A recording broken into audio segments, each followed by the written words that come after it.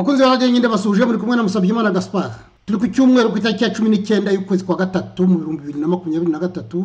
Ndabasuhuje ndagira ngo ngaruke ku nkuru yavuzwe kuva ejo bundi kwa gatanu aho bavuze ko urukiko mpuzamahanga mpanabyaha rwatanze impapuro zo gufata perezida w'Uburusiya Vladimir Putin, zikamufata kandi ngo hamwe n'umudamu witwa Maria Rivlova-Belova. Uko gufatwa rero izo mpapuro ngo ziravuga ko Putin yashyizeho politiki yo gufata abantu bo muri Ukraine hariya Uburusiya butera Ukraine. Abo bana ngo bakajyana mu Burusiya kugira ngo bajye kurererwayo, bakavuga rero ko binyuranyije n'amategeko, akaba rero ari icyaha mpanabyaha, bakaba bishyira mu byaha by'intambara. Ngira ngo iyo nkuru imaze gusohoka ngewe byarantangaje, ngira n'amatsiko yo kujya kureba ikihatse, ngira ngo namwe ayo matsiko mwari yagize.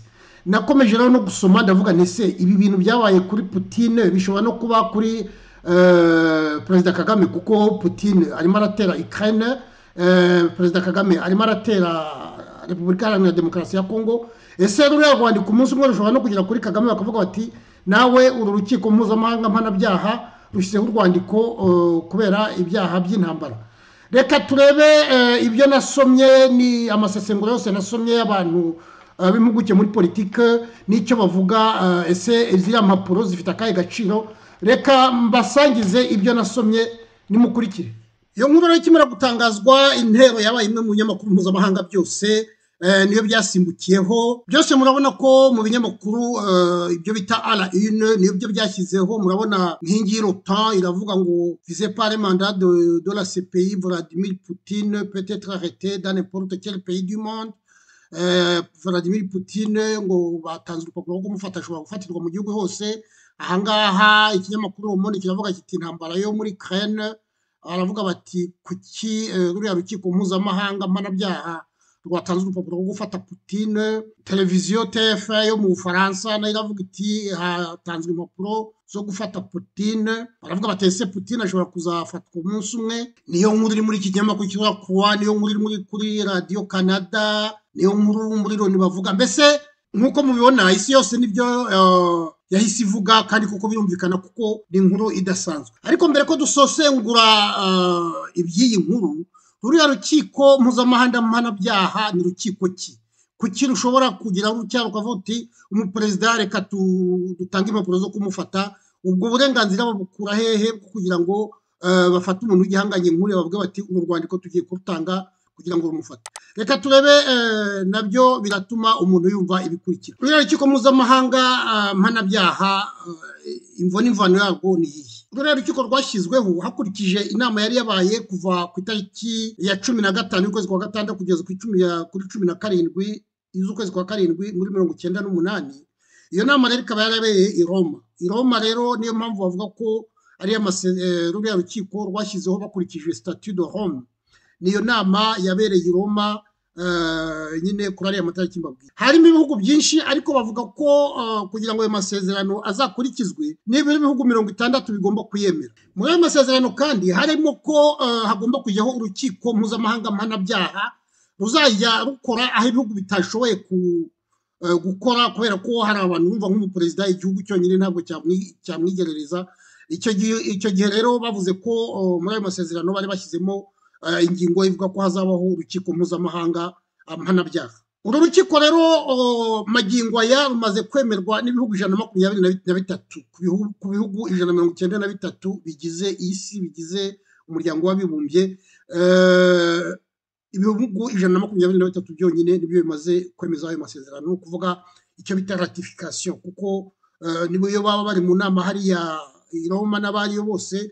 Ntabwo bivuga ko nubwo basinye kuri ayo masezerano, ntabwo bivuga ko ayo masezerano ashobora gukora mu gihugu cyabo iyo hataraba icyo bita ratification. No kuvuga ko amasezerano barayazana bakanyuza mu badepite, intumwa za rubanda zikayemeza, akaba rero igihugu kigomba kuyemera ndetse akakigiraho n'ingaruka zose ziba ziri muri ayo masezerano. Uru rukiko rero rwagiyeho kuva ku itariki ya mbere y'ukwa karindwi mu 2002, ibihugu 60 nyine bimaze kurwemera, bimaze kwemeza ariya masezerano. Ni ukuvuga ko n'urwo rukiko rwagihise rujyaho kubera ko nabwiye ko harimo ingingo ivuga ko hagomba kuzajyaho urukiko mpuzamahanga mpanabyaha.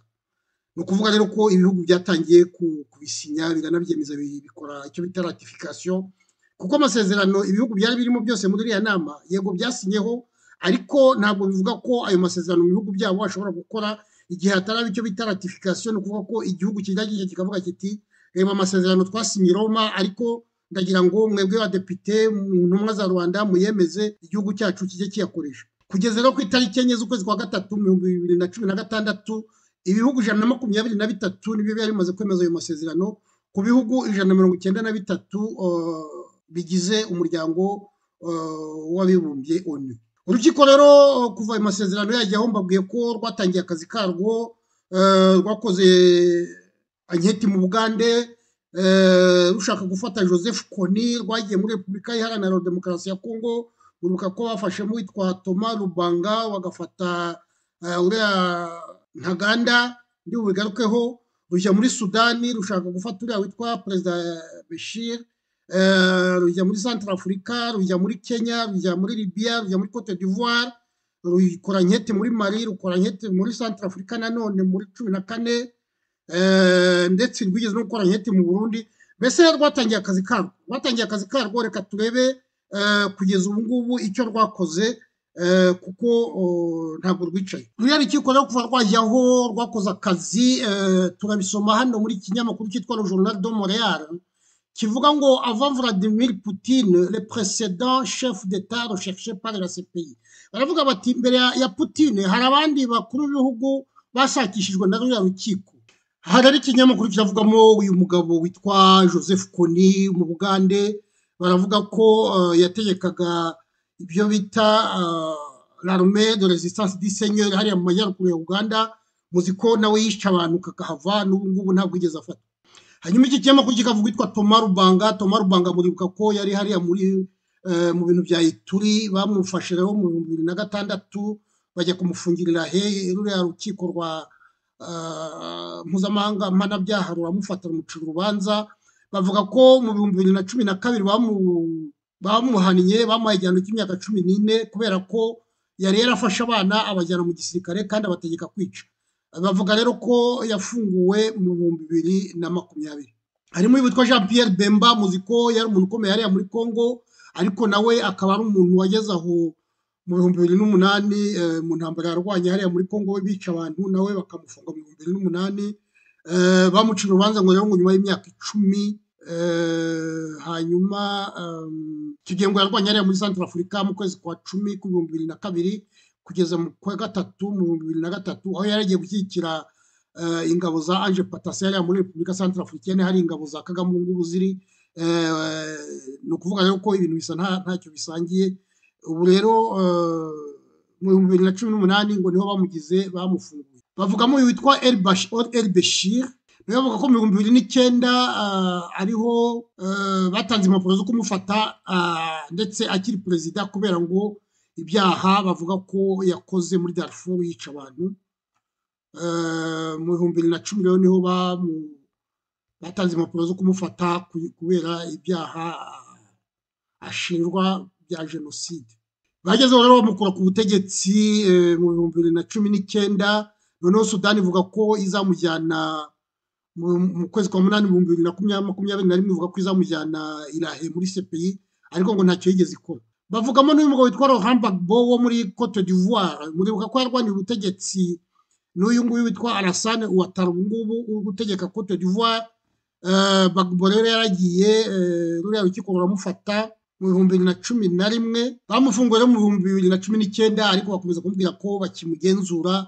Muri kwezi kwa gatatu ku 2021 rero niho yagizwe umwere. Ngubu muribuka ko yasuye muri Cote d'Ivoire, aho ndetse ubu ngubu arimo ahangana agomba kubashaka kongera kwiyamamaza. Bavugamo umuhungu wa Gaddafi nawe witwa Saif al-Islam, nawe mu 2000 yarafashwe mu 19 z'ukwezi kwa 11 mu 2011. Kuva icyo gihe rero yafatwa, urukiko mpuzamahanga mpanabyaha rwamushakishije ruramubura kubera ko ubutegetsi bushya bwa Libya bwakuyeho Gaddafi ntabwo bazaho bwamufungiye. Rero urukiko rwigeze no gufata Uhuru Kenyatta, ntabwo rwamufashe, rwatanze impapuro zo kumufata.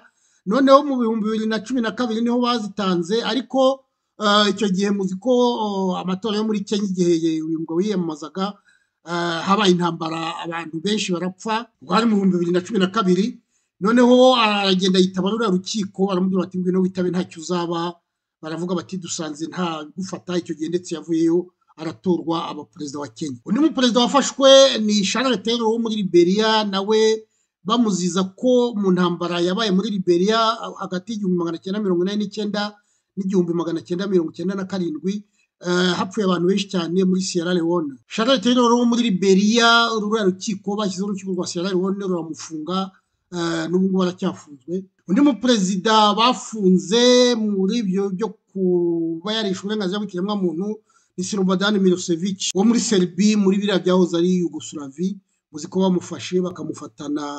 bamufatanye rero n'uwitwa Mladic Karadzic, bakaba rero barageze ubu bakakorera urukiko rwabo rwihariye urwo bise le Tribunal International de Yugoslavia. Muzi ko Milosevic yapfiriye mu munyururu. Mu binyamakuru byinshi twasomye, ibinyamakuru byinshi by'Iburaya usanga byishimiye ko Vladimir Putin nyine bashyizeho ziriya mpapuro zo kumufata, ariko ibishurukanyije biravuga biti ese iyo ziriya mpapuro zifite agaciro ki? Iyo ubirebye baravuga bati nta gaciro gakomeye bifite. Iyo urebye ibihugu bitasinye kuri ariya masezerano, n'abanyamerika babyishimiye ariko ntibigeze nabo bemera ruriya rukiko, kubera cyane cyane muzi ko icyo gihe babishyiraho bavugaga ko rwakoze ibyaha bikomeye cyane, bakorera iyicarubozo abantu bari bafungiye ahantu hitwaga Guantanamo, murabyibuka. U Rwanda rero rw'icyo gihe kubera nyine biriya byaha ruba rukora, murabona ruri muri Kongo, narwo rwagiye muri uwo mujyi w'abanyamerika ruravuga ruti ntabwo tuzabisinya. Ibinyamakuru rero bisesengura biravuga biti ruriya rupapuro rugiye gufata Putin ntacyo ruzamutwara, batari ko ruzamuhungabanya kubera ko ubu ngubu azagenda yigengesera, kuko ntihabura igihugu cy'igikenya ahantu yagera bakamuhagarika. Ariko ngira ngo ingaruka ni ukuzirengera, kubera ko Uburusiya bufite ububasha bukomeye cyane ku buryo ngira ngo igihugu cyose cyamufata bashobora kugira uburenganzira bwo kumuhoza. Aho bukera rero ni ukuvuga ko ruriya rupapuro ahubwo ruzaba ingorabahizi ndetse rugateza ingorane mu mibanire y'isi. Iyo bavuga ko intambara ya gatatu y'isi ishobora kuzavuka, na ruriya rupapuro ruje rusa naho rugiye kubyongera, kuko umuntu wese wakora kuri Putin ibyakurikiraho isi yabyirengera, kuko icyo gihe ni nko gukora intare mu jisho. Ariko ibihugu byinshi ntabwo byabisinye kandi ntibibyemera. Ubushinwa nicyo gihugu gikorana na Putin, ntibwigeze bwemera ruriya rukiko. Ubuhinde ni igihugu kitigeze cyemera ruriya rukiko.